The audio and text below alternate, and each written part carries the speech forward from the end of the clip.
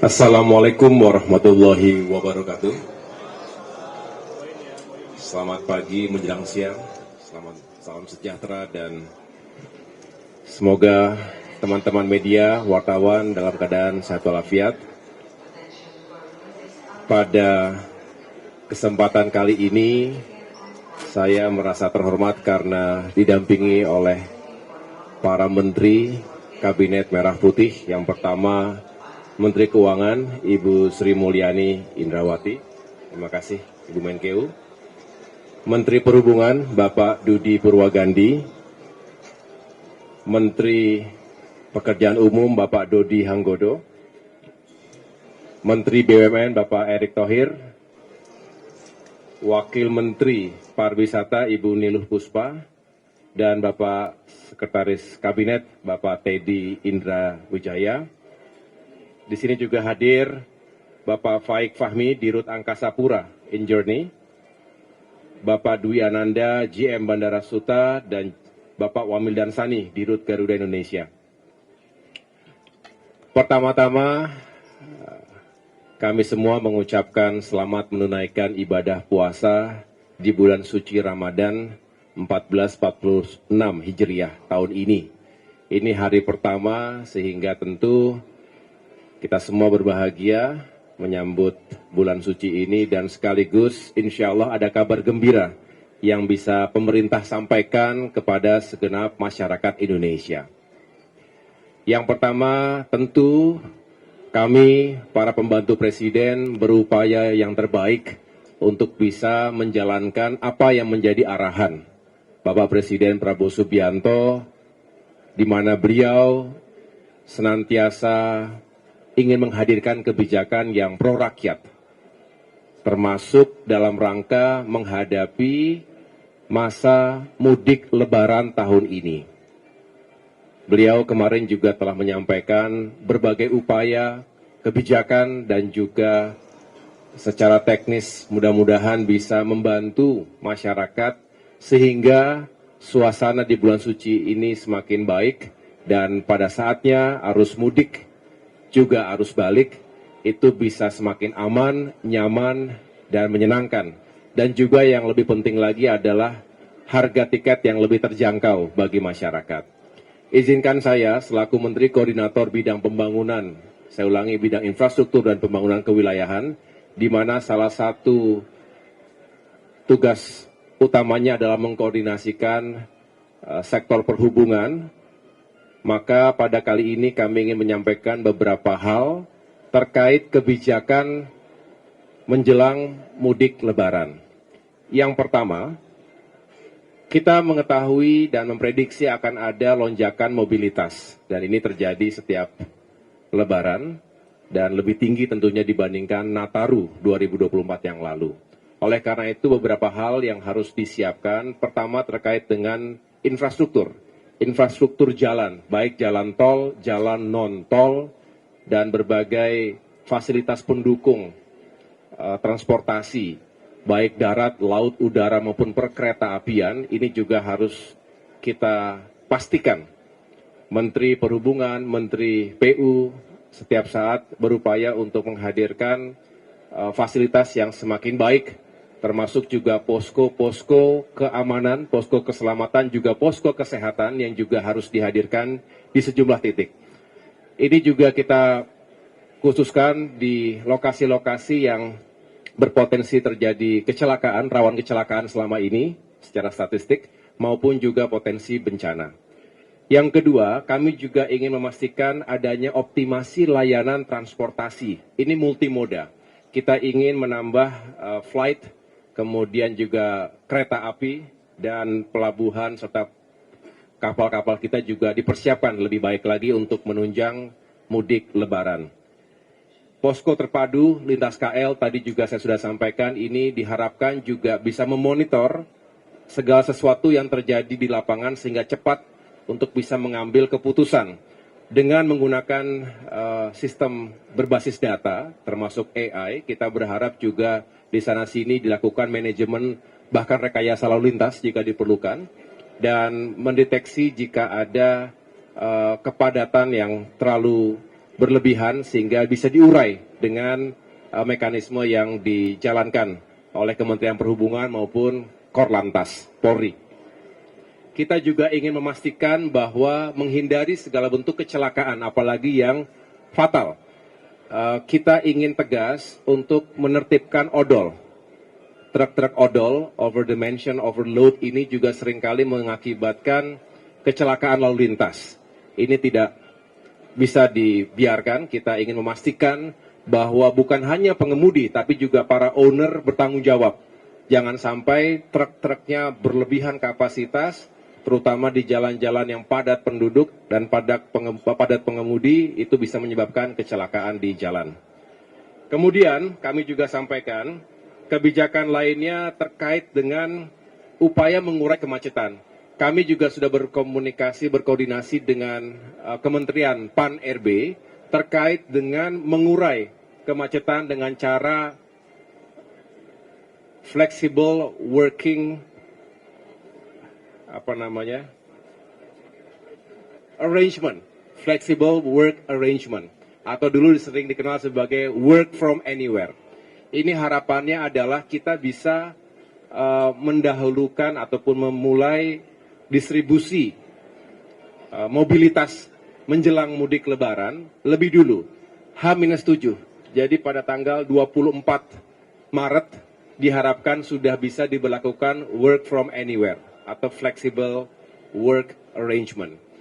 Ini diharapkan untuk mengurangi puncak-puncak kepadatan lalu lintas di hari-hari atau di malam-malam menjelang Idul Fitri. Kita tahu Idul Fitri nanti juga berhimpitan dengan Hari Raya Nyepi untuk saudara-saudara kita umat Hindu khususnya yang ada di Bali. Nah, ini kita harus atur benar supaya tidak terjadi penumpukan yang terlalu parah. Oleh karena itu harapannya dengan juga disesuaikan dengan sekolah, ya, libur-libur sekolah ini juga mudah-mudahan bisa menjadi solusi untuk mengurai kemacetan yang berlebihan. Kami juga ingin memastikan bahwa ada insentif, ya, penurunan harga tiket.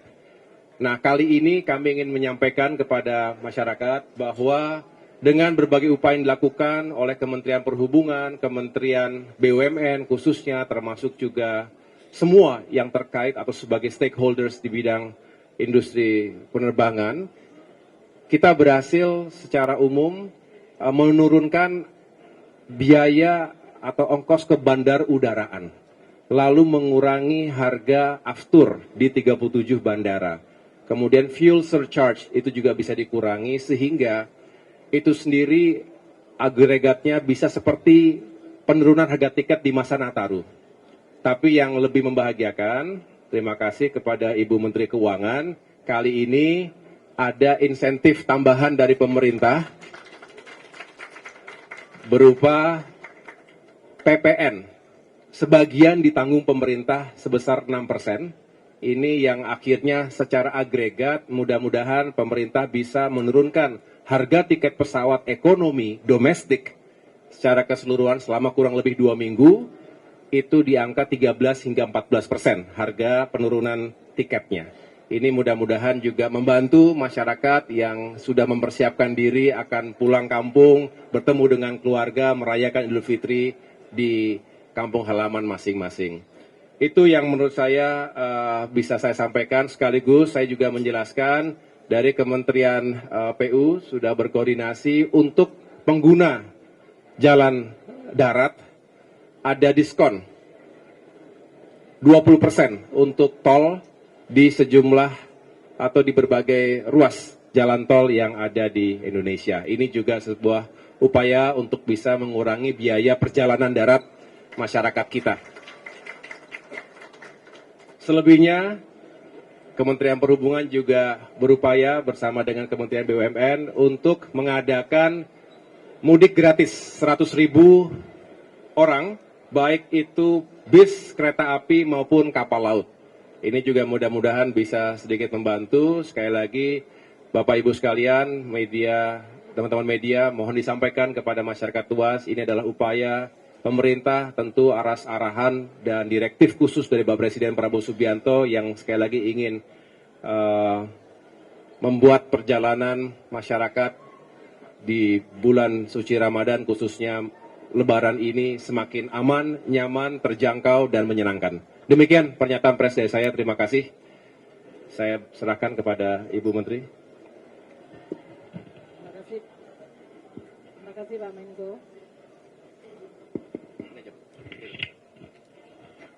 Terima kasih Pak Menko Infrastruktur dan Pembangunan Wilayah. Sesuai dengan arahan Bapak Presiden agar kita terus membantu masyarakat terutama pada masa-masa yang luar biasa penting seperti Hari Raya ini, di mana masyarakat akan melakukan mobilitas untuk kembali pulang kampung atau bertemu dengan sanak saudara. Maka kami di Kementerian Keuangan atas koordinasi dari Pak Menko beserta seluruh kementerian terkait juga berpartisipasi untuk bisa memberikan keringanan bagi masyarakat yang akan melaksanakan traveling di dalam hari-hari mendekati Lebaran. Kemarin kami sudah mengeluarkan Peraturan Menteri Keuangan nomor 18 tahun 2025. Peraturan Menteri Keuangan nomor 18 ini adalah mengenai pajak pertambahan nilai yang ditanggung pemerintah sebagian untuk tiket ekonomi yang akan dilakukan atau untuk domestik dalam hal ini bagi masyarakat kita yang akan melakukan traveling. Dari PMK ini kita akan sampaikan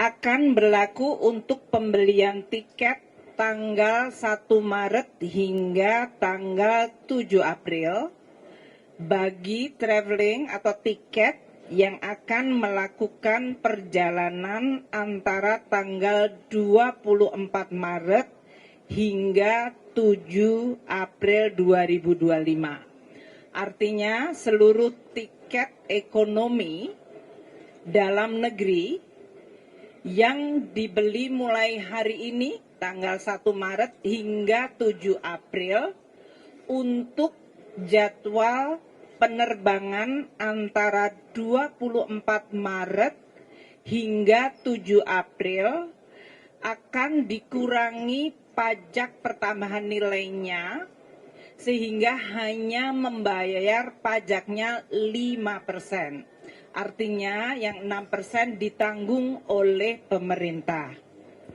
PMK ini kemudian akan berlaku efektif bagi yang akan akan melakukan pembelian mulai hari ini tanggal 1 Maret. Bagi yang sudah terlanjur beli mungkin nggak kena ya jadinya ya, karena kemarin sudah beli. Jadi nyesel padahal kemarin sudah membuat, tapi tanggal 1 Maret masih bisa. Nah, periode tanggal 24 Maret hingga 7 April ini dengan penurunan PPN, penurunannya 6% ya, sehingga yang dibayar hanya 5%, ikut berkontribusi sesuai yang tadi dijelaskan oleh Pak Menko AHY adalah menurunkan tiket pesawat ekonomi dalam negeri tadi hingga bisa mencapai antara berapa tadi Pak? 13%, 13 hingga 14%. Demikian yang saya bisa sampaikan. Jadi kami di Kementerian Keuangan telah melakukan langkah untuk bisa terus mendukung dan mengurangi beban masyarakat. Meskipun pada saat yang sama kami juga tetap berkewajiban untuk mengumpulkan penerimaan negara untuk masyarakat juga. Terima kasih. Wassalamualaikum warahmatullahi wabarakatuh. Selamat menjalankan ibadah puasa.